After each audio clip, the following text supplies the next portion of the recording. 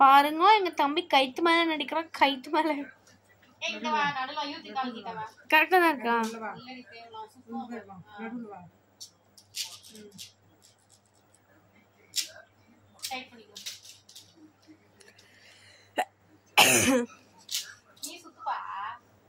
இடுப்பு சுத்துப்பா.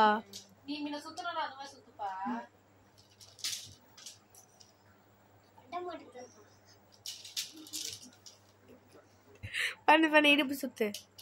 இடுப்பு ஷேக் பண்ணு. இடுப்புல நீயே சுத்துற தெரியுமா? அந்த மாதிரி சுத்து. நானே சுத்துறேன்ல.